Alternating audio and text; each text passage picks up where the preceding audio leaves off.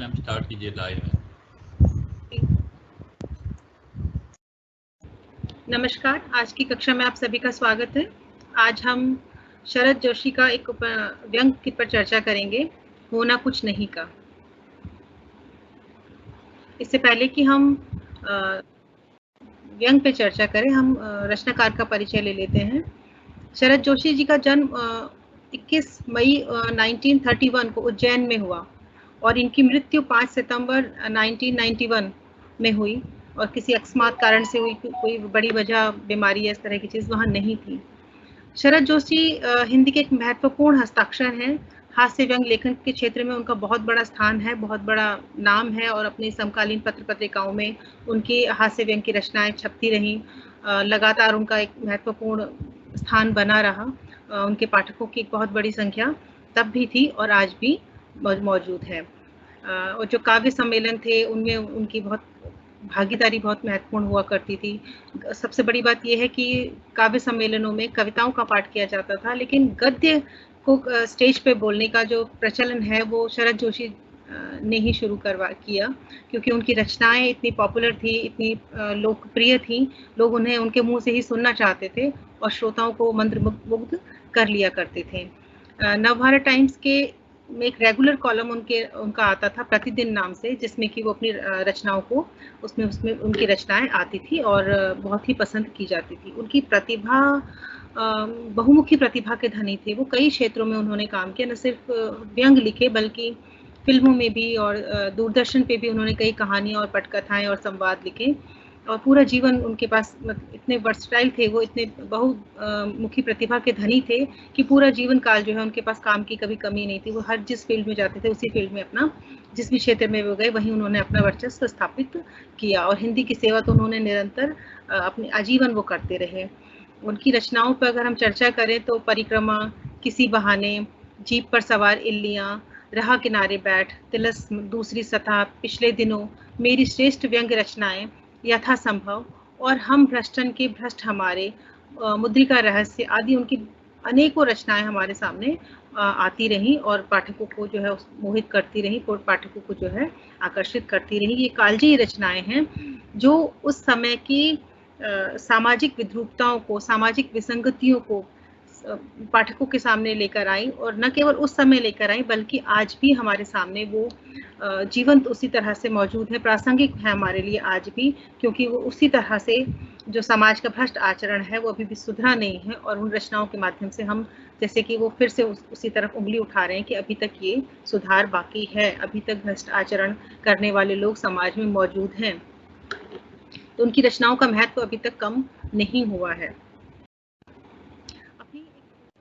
एक इंटरव्यू में, एक रचना में उन्होंने लिखा, एक जगह उन्होंने कहा है कि जो लिखना है वो उनके लिए जैसे कोई दंड मिला हुआ है उन्हें, क्योंकि वो कहते हैं कि जो व्यंग्य रचनाकार है वो उसका लिखना बहुत मुश्किल होता है, क्योंकि आप समाज पर सीधी चोट कर रहे हैं और उसके लिए आपको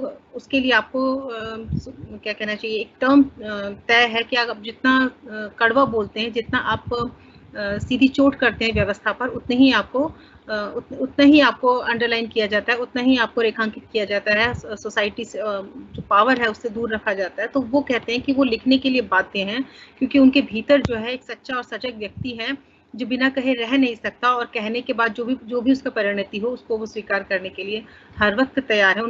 उनकी पर्टिकुलर लाइन है कि लिखना जो है उनका पूर्व जन्म का जैसे कोई दंड मिला हुआ है उन्हें और उससे वो झेल रहे हैं और इससे वो मुक्त नहीं हो सकते, यानी कि लिखना उनकी मजबूरी है। जो भी वो देख रहे हैं, जो भी अपने सोसाइटी में, जो भी अपने समाज में जिस तरह की विद्रूपताएं वो देख रहे हैं, उनका साहित्य में अंकन करना उनकी विवशता है, उनका शौक भी है और उनकी विवशता भी है।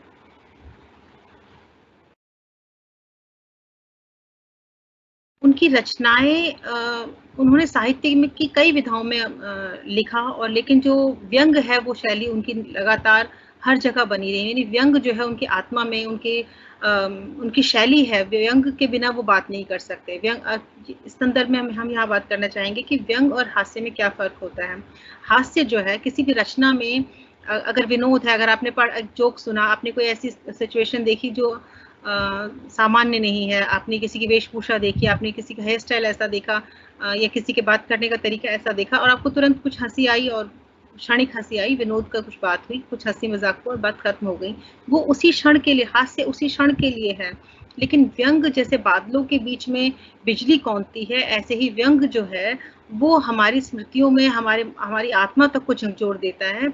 और हमें क्या कहना चाहिए, बहुत तीखा व्यंग व्यंग जो है वो बहुत तीखा चोट करता है और बहुत लंबी और बहुत गहरी चोट करता है। तो हास्य सतही है, स्फुट हंसी आती है और 1 मिनट, कुछ मिनटों में वो खत आई गई हो जाती है, लेकिन व्यंग का प्रभाव जो है वो बहुत ही गहरा है। तो जो व्यंग लेखककार होते हैं, तो इसका मतलब ये होता है कि वो समाज की जो विद्रूपताएं हैं, समाज की जो विसंगतियां हैं, जो भ्रष्ट आचरण है, उसको बहुत गहराई से न केवल देख सकते हैं, बल्कि उसका चित्रण भी वो शब्दों के माध्यम से एक बहुत तेज और तेज धार वाली तलवार की तरह, जैसे उनके शब्द जो हैं वो व्यवस्था पर चोट करते हैं।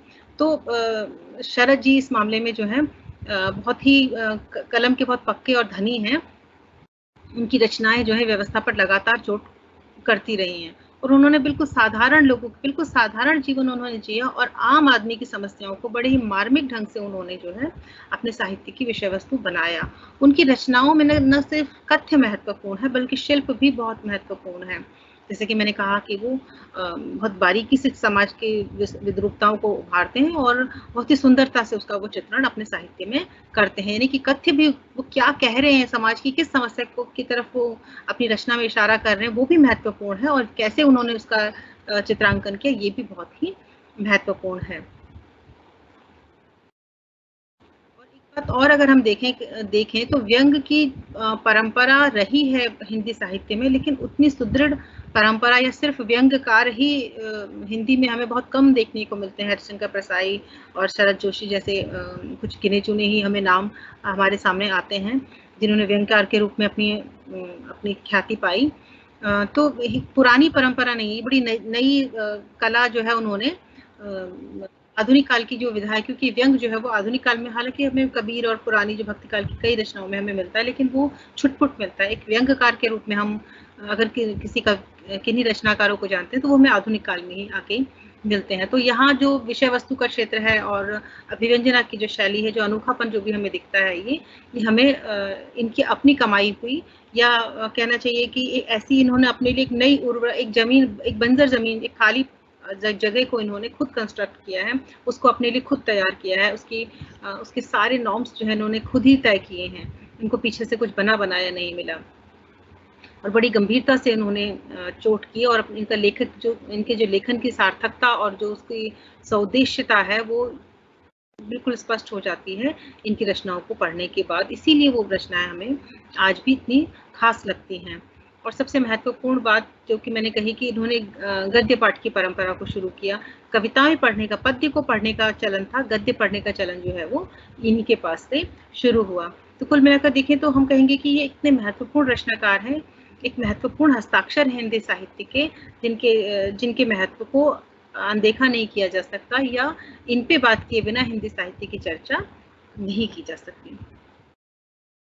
हम उस निबंध की चर्चा करें, अगर हम उस व्यंग्य की चर्चा करें जो हमारे सिलेबस में लगा है, होना कुछ नहीं का, तो इसके आरंभ से ही बिल्कुल कसा हुआ दृश्य हमारे सामने एक आता है, जहाँ एक खादी भंडार का दृश्य है, एक दुकान का दृश्य है जहाँ खादी के कपड़े बिकते हैं, खादी भंडार है, और उस खादी भंडार में ही सारा उन्होंने रचना का आयोजन किया गया है। जो क्या कहना चाहिए, इसका जो प्लेस है, घटना जिस स्थान पर ये पूरी व्यंग को रचा गया है, वो स्थान जो है सिर्फ एक छोटा सा हिस्सा है, एक दुकान है जहाँ पे इसे रचा गया। और हम चर्चा करते हुए देखेंगे कि किस तरह से एक बहुत बड़ा बिंब, एक बहुत बड़ा दृश्य और एक पूरी व्यवस्था जो है आलस्य और भ्रष्ट आचरण की और असहयोग की, किस तरह से अवसरवादिता की सारी चीजों को एक साथ पिरो के उन्होंने वहां पे हमारे आगे रख दिया, हास्य के पुट के साथ, एक हल्के फुल्के बातचीत के साथ, और लेकिन उसका जो प्रभाव है वो बहुत गहरा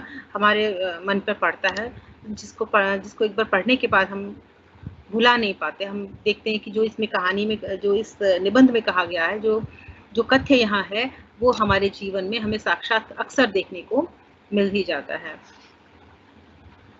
तो कहानी का आरंभ, इसका लेख का आरंभ जो है वो होता है एक खादी भंडार की दुकान के खुलने से सुबह 9:30 बजे का समय है, 9:30 बजे का समय, सभी लोग अपने काम पे जाने का समय है। एक सुबह की जो बेला होती है, जो एक आनंद का माहौल होता है, एक उत्साह का माहौल होता है कि अब अपने नए दिन की शुरुआत हो रही है, लोग अपने काम पे जाते हैं और नए तरह से अपने दिन को शुरू करने की कोशिश करते हैं। वो खुद भी खुश रहते हैं, रहने का प्रयास तो करते ही हैं, और दूसरों को भी खुश रखने की कोशिश करते हैं कि भाई आज का दिन अच्छा जाए, आपका दिन अच्छा हो, मेरा दिन अच्छा हो। लेकिन यहाँ स्थिति कुछ अलग है कि आप उस बिंब को देखेंगे जो उन्होंने उसमें रचा, जहाँ उन्होंने कहा कि खादी के जो शॉप है, जो दुकान है, वहाँ 3 लोग बैठे हुए हैं और वो तीनों किस तरह से किन कर्तव्य विमूढ़ है, अपने कर्तव्य से परे हैं और एक दूसरे के साथ जो उनका कोऑर्डिनेशन होना चाहिए दुकान पे काम करते हुए, वो कतई वहाँ पर नहीं है। तो ये बड़े रोचक तरीके से उन्होंने भ्रष्ट व्यवस्था को उजागर किया। जैसे कि मैं आपको कुछ पढ़ के सुनाती हूँ इसमें से। सुबह के 9:30 बजे हैं, खादी भंडार की दुकान खुली है।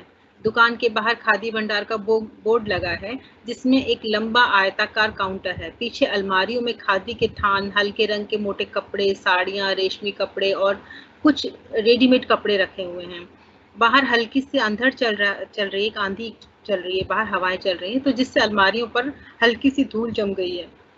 और इस खादी भंडार में 3 व्यक्ति हैं, मतलब आप देख रहे हैं कि पूरा माहौल वहाँ पे बना हुआ है, कि किस तरह से एक आयताकार जो काउंटर है और उसके पीछे किस तरह से किस तरह का सामान वहाँ लगाया हुआ है, और जो अलमारियां हैं उन पर धूल जमी हुई है, और वहाँ काउंटर के पास 3 लोग बैठे हुए हैं। अब ये 3 लोगों में से जो पहला व्यक्ति है वो नंदराम है, जो सिर्फ कुछ नहीं कर रहा है, जो सिर्फ अपनी दुकान से बाहर की तरफ देख रहा है। दूसरा व्यक्ति जो है वहाँ काउंटर के पास लेटा हुआ है और उसका नाम, उसको सब भाई साहब कहते हैं। और तीसरा व्यक्ति जो सदाशिव है, जिसने काली जैकेट पहनी हुई है, वो वहाँ पे हिसाब किताब का काम करता है। तो एक दुकान को चलाने के लिए 3 लोग काफ़ी हैं, सामान को दिखाने के लिए, हिसाब करने के लिए और कस्टमर्स को डील करने के लिए, तमाम तरह की जो गतिविधियाँ दुकान में होती हैं। लेकिन वहाँ पे कोई भी काम व्यवस्थित रूप से नहीं हो पाता है। इसका उन्होंने बहुत सुंदर वर्णन किया कि टेलीफोन की घंटी बजती है और घंटी बजते ही जो कर्मचारी हैं उनकी मुस्तैदी नजर आ जाती है। सामने सदस्य के सामने जो है टेलीफोन बज रहा है, तो वो नंदराम से कहते हैं कि आप फोन उठाइए। वो सुस्ती से बाहर देख रहा है और वो बिल्कुल हिलना नहीं चाहता है, फोन उठाना नहीं चाहता है, क्योंकि उसका पर्सनल फोन तो है नहीं। वो जो भी फोन उठाएगा वहाँ निश्चित रूप से कोई किसी चीज के बारे में क्वायरी करेगा, कोई प्रश्न करेगा या किसी सामान को के लिए मांग करेगा, और वो कुछ भी काम नहीं करना चाहता। तो कहता है आप ही उठाइए, मना कर देता है कि मैं ये फोन नहीं उठाऊंगा। लेकिन सदाशिव हिसाब का बहाना लगाकर फोन उठाने से भी इनकार कर देता है और नंदराम भी फोन उठाने का के लिए मना कर देता है। सदाशिव साफ कहता है कि आप जो है सामने बैठे हैं, आप क्यों नहीं फोन उठा लेते, मैं तो हिसाब कर रहा हूँ। हालांकि वो हिसाब भी नहीं कर रहा था, वो सिर्फ हिसाब करने का बहाना कर रहा था। तो उसे कहा गया कि हिसाब तो बाद में भी किया जा सकता है, लेकिन इस समय तो फोन उठाना जरूरी है। तो वो कहता है कि नहीं, आप ही उठाइए। तो सब तरफ से फोन के लिए जो जद्दोजहद होती है कि फोन कौन उठाए, और जब फोन उठा लेते हैं तो उसके बाद जो है उनकी ग्राहक से जो बातचीत होती है, जो कर्मचारी आपस में बातचीत करते हैं, और फिर वहाँ एक युवक आता है जो एक खास तरह का खादी कुर्ता, किसी खास उद्देश्य से खादी का कुर्ता पहनना चाहता है, एक इंटरव्यू में उसको जाना है। तो उन सब के साथ जो परिचर्चा होती है, इससे ये व्यंग जो है वो आगे बढ़ता है और अंत में अपने उद्देश्य की तरफ को जाता है।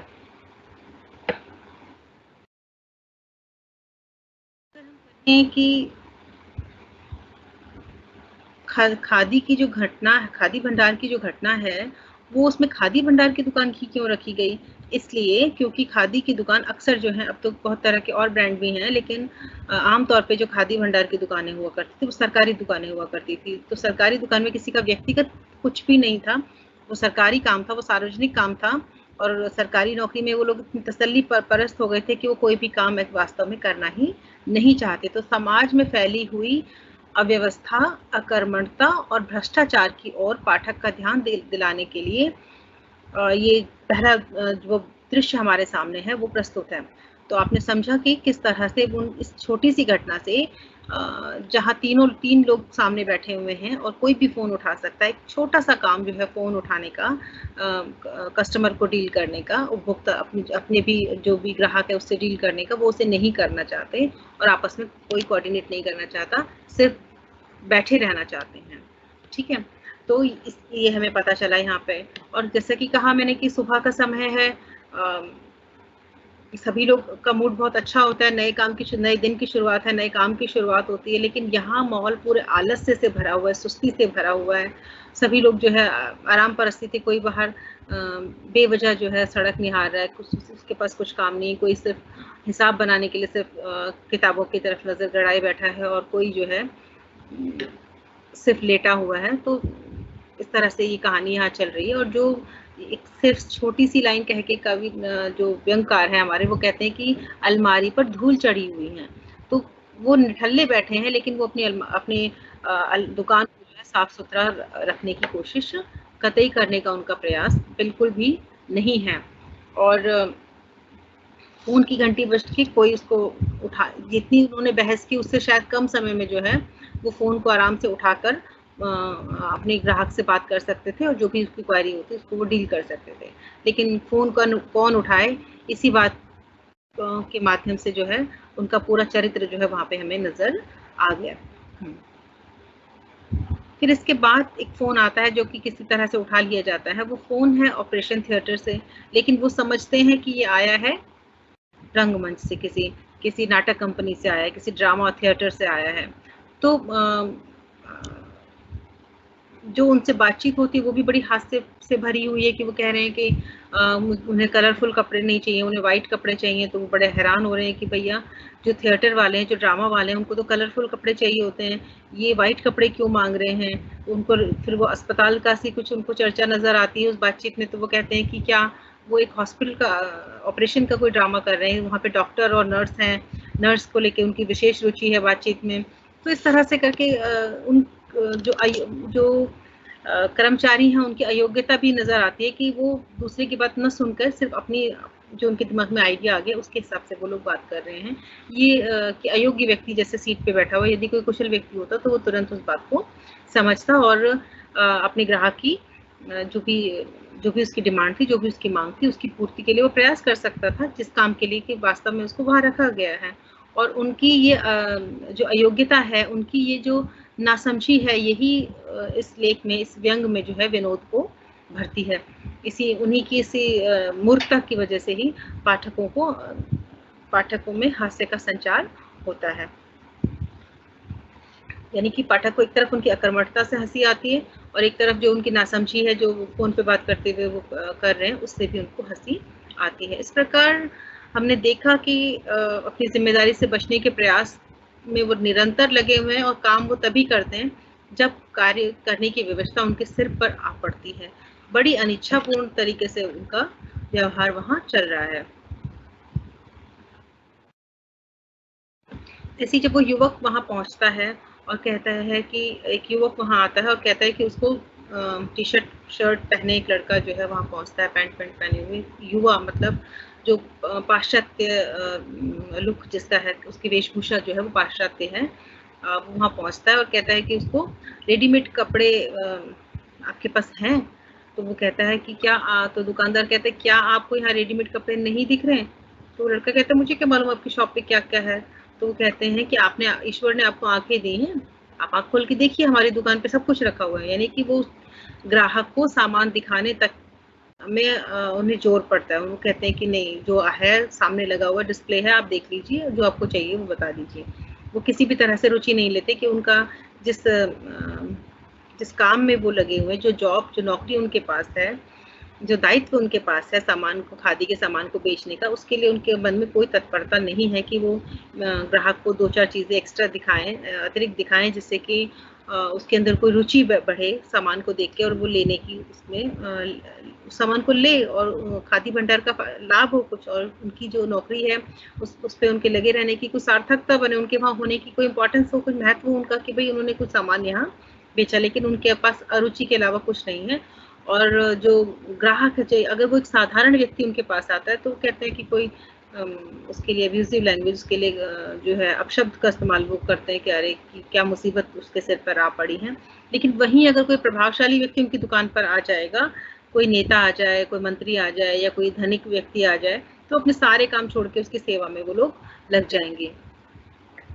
ये उनकी मानसिकता है। तो इसके पीछे उद्देश्य क्या है, ताकि उनका लाभ उठाए जा सके, उनकी पद प्रतिष्ठा का वो लोग लाभ उठा सकें अपनी तत्परता को दिखा के, यानी कि कर्तव्य परायणता उनके अंदर कहीं दूर दूर तक नहीं है। जो है वो है अवसरवादिता, कि वो अवसर का फायदा उठाने वाले लोग हैं।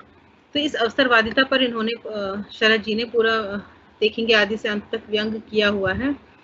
और इस अवसरवादिता को वो जो लड़का इंटरव्यू के लिए आया है, उसका जो प्रसंग वहाँ चर्चा की गई है उसकी, वो उसको और ज़्यादा पुष्ट कर देता है कि वो लड़का जो है इंटरव्यू देने में के लिए जब अपनी पोशाक तय कर रहा है, तो वो कुर्ता पजामा इसलिए पहन के जाना चाहता है क्योंकि वहाँ इंटरव्यू लेने के लिए एक नेताजी आएंगे, और नेताओं की पोशाक जो है ऑफिशियली या अनऑफिशियली हमने दिमाग में बना लिए कि नेताजी पैंट शर्ट में पहने हुए हमें जचते नहीं है।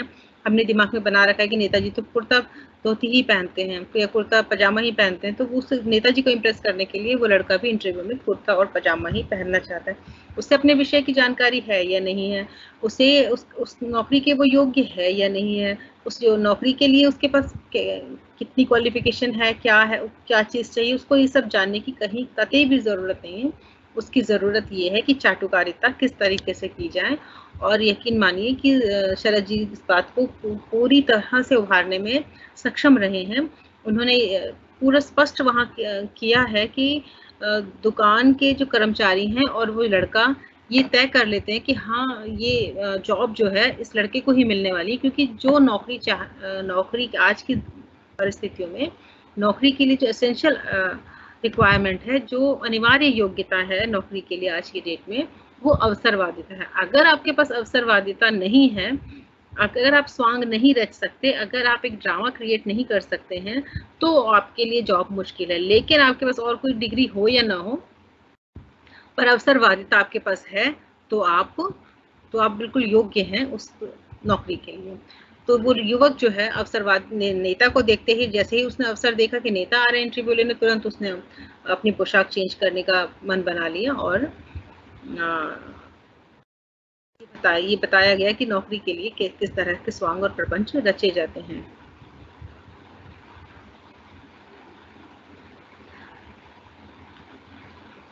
इस व्यंग में खादी भंडार के कर्मचारियों की जिस तरह की मानसिकता है, व्यवहार का चित्रण किया गया, बिल्कुल जो निकृष्ट व्यवहार है उनका, आपस में किसी भी तरह का कोऑर्डिनेशन ना होना, ग्राहक को जो है फोन के रूप में आना या उसका खुद दुकान पे पहुंचने पर भी उसका स्वागत न करना, उसकी इच्छा को जानने की तत्परता न रखना, उसे सहर्ष जो है अपने दुकान का अच्छा से अच्छा सामान दिखाने की इच्छा न रखना, और उसे ज़्यादा से ज़्यादा सामान खरीदने के लिए प्रेरित करने के लिए या अपनी आवश्यकता के अनुसार सामान खरीदने के लिए प्रेरित करने की इच्छा उनकी बिल्कुल भी नहीं है। और हम देखेंगे कि जिनकी जॉब सरकारी नौकरी में जो आ गए हैं या इस तरह से करके जो सार्वजनिक सेवाओं में लोग हैं, उनके व्यवहार में हमें अक्सर ये कड़वा सच जो है हमें बार बार देखने को मिल जाता है। इसीलिए इस व्यंग में जब हम वही चीज़ें देखते हैं तो हमारे दिल को वो छू जाती हैं, और हमें लगता है कि नहीं, ये तो अनुभव हमारे अपने भी हैं, हमने ऐसा ही देखा था, हम ऐसा ही अनुभव अपने चारों तरफ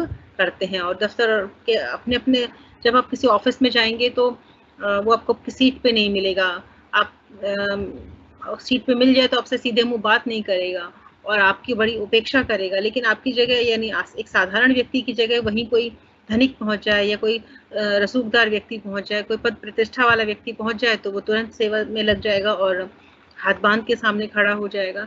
तो इस तरह का दोगला व्यवहार, इस तरह का जो व्यवहार है, जो पक्षपातपूर्ण व्यवहार है, वो हम अपनी व्यवस्था में बहुत बहुत स्पष्ट रूप से हमें नजर आता है, जिसका यहाँ पे बहुत ही खूबसूरती से, बहुत ही व्यावहारिक चित्रण शरद जी कर पाए हैं। बहुत थोड़े में उन्होंने बहुत कुछ कह दिया, कुछ घटनाएं सिर्फ वहाँ चित्रित करके उन्होंने अपने इस व्यंग को जो है इतना प्रभावपूर्ण और प्रभावशाली ढंग से हमारे सामने प्रस्तुत किया, बनाया।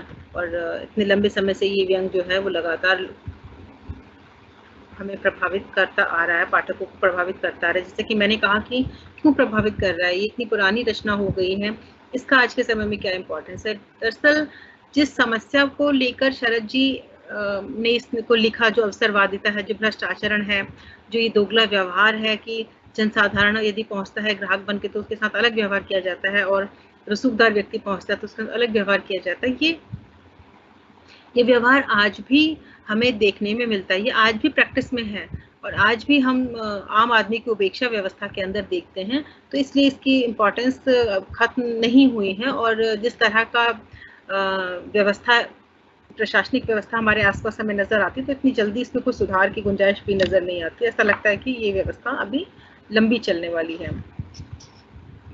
अगर हम इस व्यंग के शिल्प पक्ष की बात करें कि जो कथ्य है उस पर हमने काफी चर्चा कर ली कि किस तरह से उन्होंने इसमें क्या क्या चीजों को उठाया, पर जो उठाया उसे किस तरह से प्रस्तुत किया गया, क्योंकि कोई भी रचना जब तक सही शैली में नहीं लिखी जाती, उसकी भाषा और उसकी तमाम और चीजें जो शिल्प पक्ष जिसे हम कहते हैं, वो अगर कसा हुआ नहीं है तो उसका कथ्य कमजोर पड़ जाता है।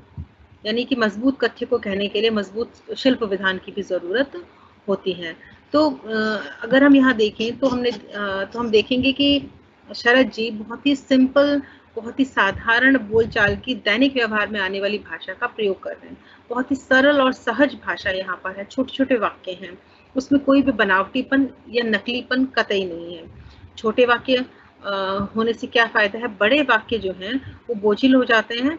हालांकि किसी सिचुएशन में वो पात्रानुकूल होने पर, सिचुएशनल होने पर चल सकते हैं, लेकिन इस तरह के व्यंग में छोटे और वाक्य ही चाहिए थे जो कि उन्होंने इस्तेमाल किए, और किसी भी तरह से शब्दाडंबर, नए नए तरह के शब्द उसमें डालना, नए तरह के मुहावरे और डायलॉग्स उसमें डालने की उन्होंने कोई कोशिश नहीं की। उन्होंने जो उनके व्यंग की सहजता है को सपोर्ट करती हुई भाषा थी, उसी सब भाषा को उन्होंने वहां पर लिखा। और प्रसंग के मतलब कुल मिलाकर जो भाषा का महत्व है वो ये है कि वो पात्रानुकूल है, वो कथ्यानुकूल है, जो भी कहा जा रहा था उसके अनुकूल है। पात्रानुकूल है कहने का मतलब है कि जो पात्र जिस सोशल स्टेटस का होता है उसकी भाषा उसी तरह की होनी चाहिए। जो पढ़ा लिखा व्यक्ति है उसकी भाषा उसी तरह की होनी चाहिए, जो यदि कोई अनपढ़ व्यक्ति है तो उसकी भाषा उसी तरह की होनी चाहिए।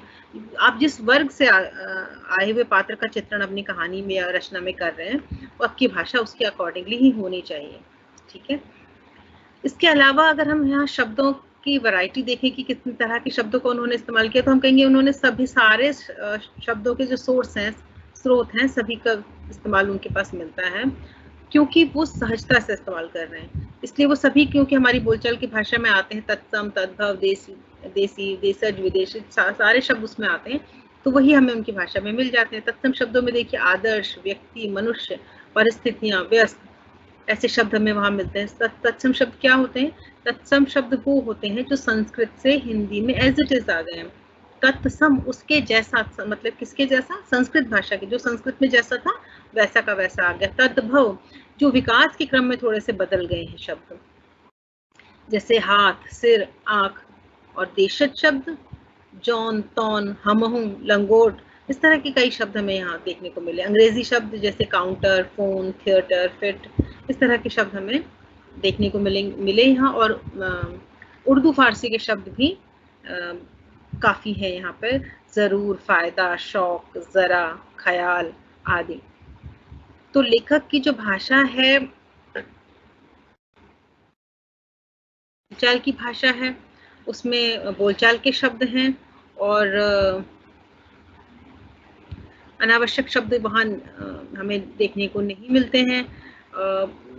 मतलब सिर्फ न केवल बोलचाल के शब्द हैं, बल्कि बोलचाल का जो लहजा है वो भी हमको उसमें देखने को मिलता है। जैसे कि वो कहते हैं doctor, after, nurse, ores, bill, will, means जिस तरह से हम एक अनावश्यक शब्द जो है सार्थक शब्द के साथ जोड़ के बात को कहते हैं, कहने का हमारी आदत होती है, उस तरह के शब्द भी हमें, उस तरह के प्रयोग भी हमें यहाँ देखने को मिलते हैं, जिससे कि उससे क्या फायदा है? उससे भाषा की रवानगी जो बनी रहती है, मतलब हम जो बोलचाल की भाषा, उसके नजदीक ही रचना की जब भाषा होती है तो वो पाठक को आकर्षित करती है, पाठक को क्लोज लगती है। पाठक को पढ़ते हुए ये नहीं लगता कि अरे मैं किसी साहित्यिक रचना को पढ़ रहा हूँ, उसको लगता है कि मैं अपनी जैसी कोई चीज पढ़ रहा हूँ, जैसा मैं बोलता हूँ, जैसा मेरा भाषा एक संस्कार है, वैसा ही संस्कार मुझे रचना में मिल रहा है। तो ये एक पुल का एक जोड़ने का काम करती है।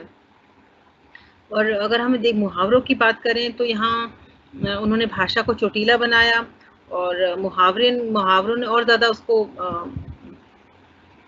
वेटेज दी और ज़्यादा महत्व दिया। मुहावरे जहाँ भी आ जाते हैं वहाँ पे अर्थ कई गुना बढ़ जाता है। मुहावरे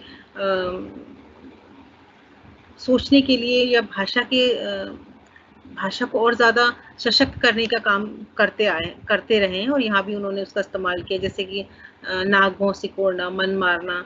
तो लक्षणा का प्रयोग करके उन्होंने और ज़्यादा अपनी भाषा को प्रभावशाली बनाया।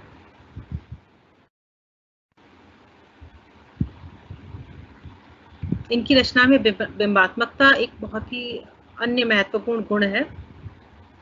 बिंबात्मकता से अभिप्राय ये है कि बिंब यानी कि दृश्य। जब हम टीवी देखते हैं और हम किसी गांव का दृश्य देखते हैं तो हमारे सामने कैमरा जो है वो पूरा गांव के खेत, घर एक साथ हमें सब कुछ नजर आ जाता है। उनका पहनावा, पेड़, हवा, जब सब कुछ हमें दिखता है कि किस तरह से ब्लो कर रही है हवा, किस तरह से बच्चे खेल रहे हैं। एक ही दृश्य में आपको पूरा गांव का चीज नजर आ जाती है, उसमें आपको किसी व्याख्या की जरूरत नहीं है।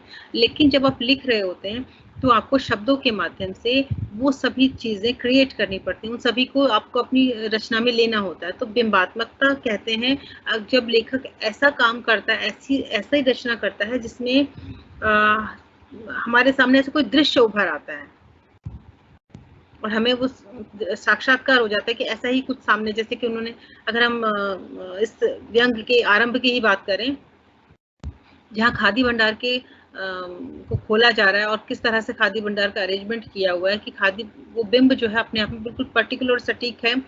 हमारे सामने दुकान का दृश्य हमें बिल्कुल क्लियर हो गया कि किस तरह से एक आयताकार टेबल है, किस तरह से वो व्यक्ति वहां बैठा हुआ है, कहाँ पे जो हिसाब करने वाला व्यक्ति बैठा है, जो नंदराम है, किस तरह से वो दुकान से बाहर देख रहा है और पीछे जो है साड़ियाँ और कंबल और रेडीमेड कपड़ों की जो किस तरह से उस पे अलमारी में अरेंज किया गया है। और यहाँ तक कि उस अलमारी पर हल्की सी धूल जमी हुई है।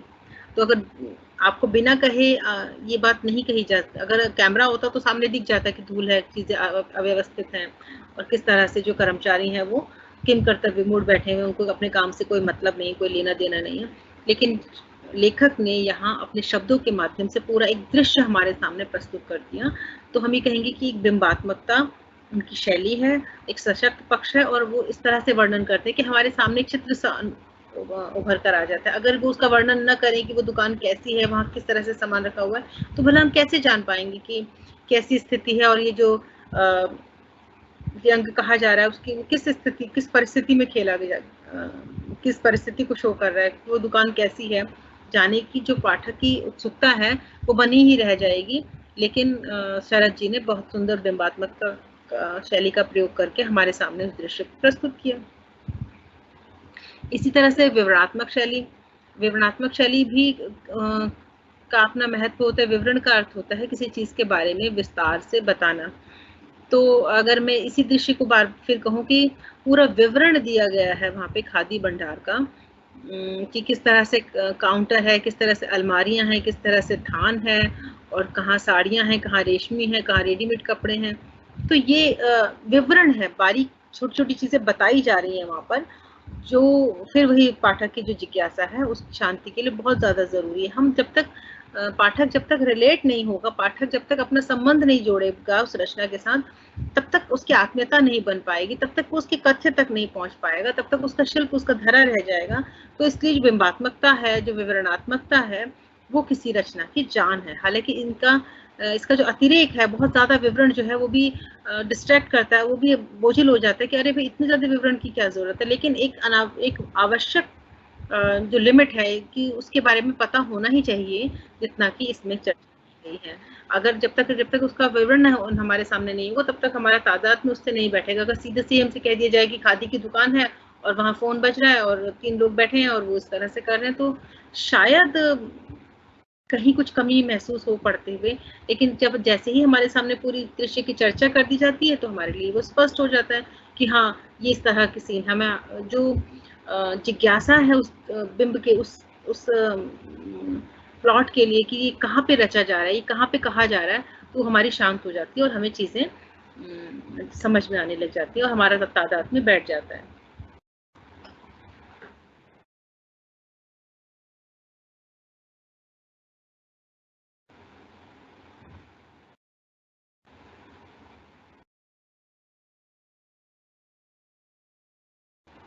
इस प्रकार से अगर हम देखें तो विषय चयन, पृष्ठभूमि, पात्र योजना सभी की दृष्टि से ये व्यंग जो है वो बहुत सार्थक है, महत्वपूर्ण है, प्रासंगिक है, क्योंकि तब भी इम्पोर्टेंट था, आज भी इम्पोर्टेंट है और जिस तरह की परिस्थितियां हैं वो कल भी ऐसी ही बनी रहने वाली हैं, इतनी जल्दी इनमें सुधार आने वाला नहीं है, तो ये बहुत ही महत्वपूर्ण रचना रहने वाली है।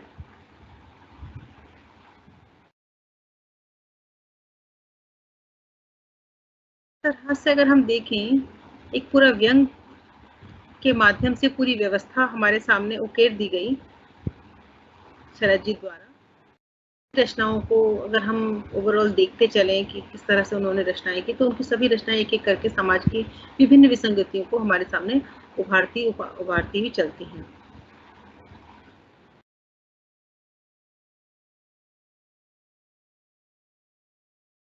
क्या आपके कुछ प्रश्न हैं इस संदर्भ में?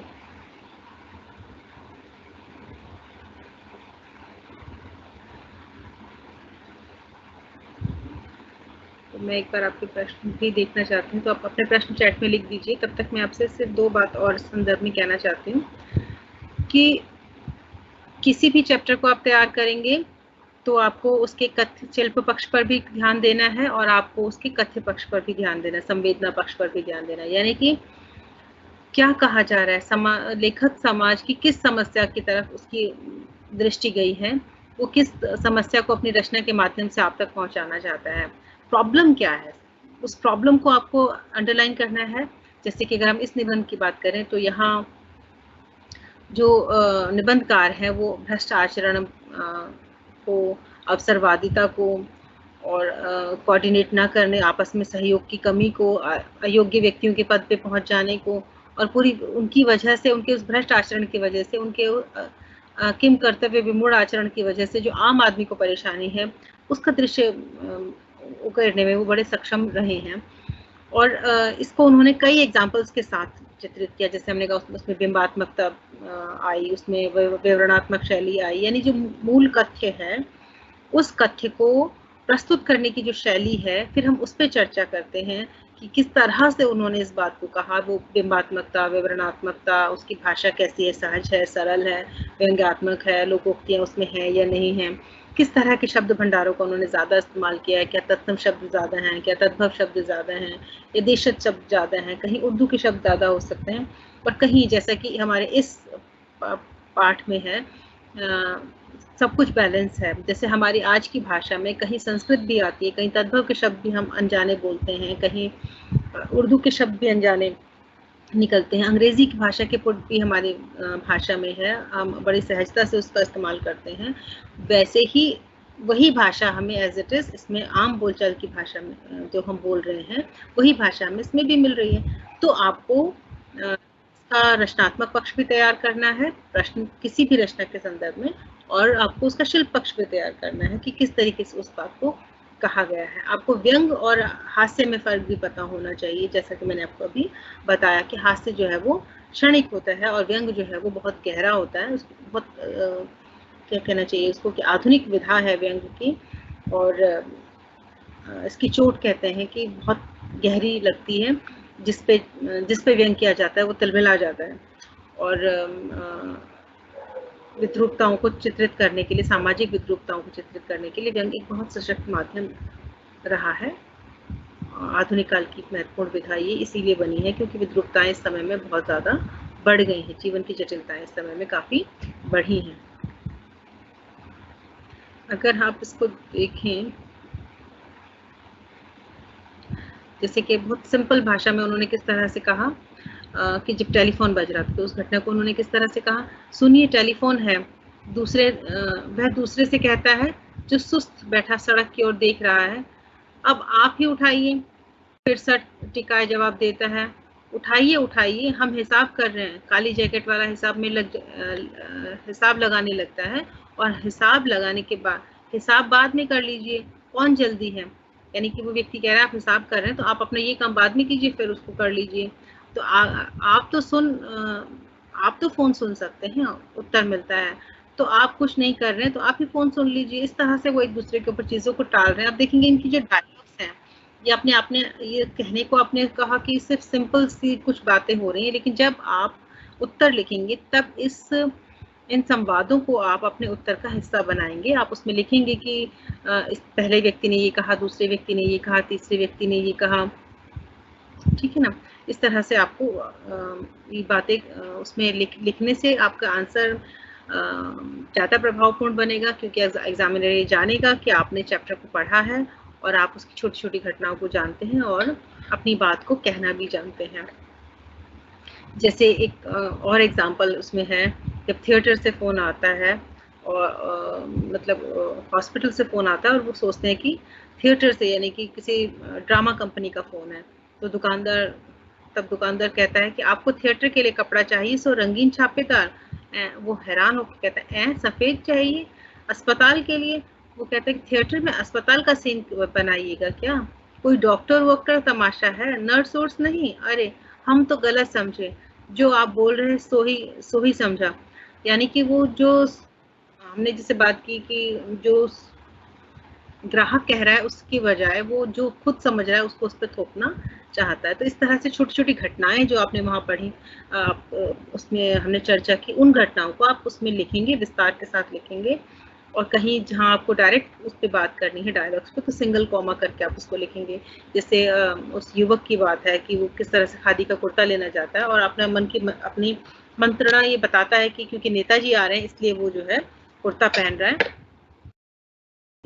वो सब चीज़ें दिखाकर आप, घटनाएँ दिखाकर आप उसमें उसकी चर्चा करेंगे तो ज़्यादा प्रभावशाली रहेगा। एक कॉमन बात करने से लगेगा कि आपने चैप्टर को पढ़ा नहीं है, आप चैप्टर को पर आपने कोई लेक्चर नहीं लिया, तो आपको बारीकियाँ उसकी नहीं पता।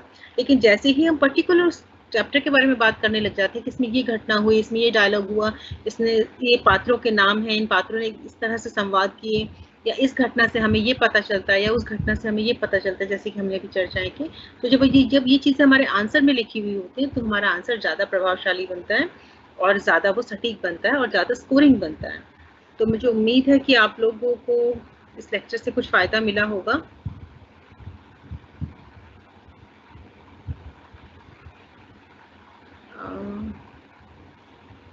अगर आप लोगों के प्रश्न देखती हूँ अगर हैं तो। कोई प्रश्न नहीं है।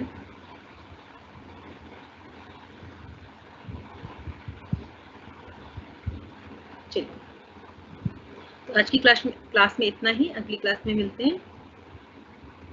धन्यवाद।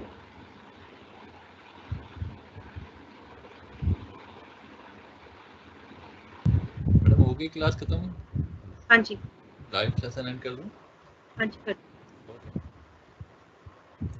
मुझे इसमें सर एक मिनट, हेलो। हाँ जी, आपने कहा था बैकग्राउंड लगाने के लिए मुझे किससे बात करनी होगी? मैं या तो आप एक मिनट मैं करता हूँ बात, 1 मिनट होल्ड कीजिए, मैं बात करवा दूँ।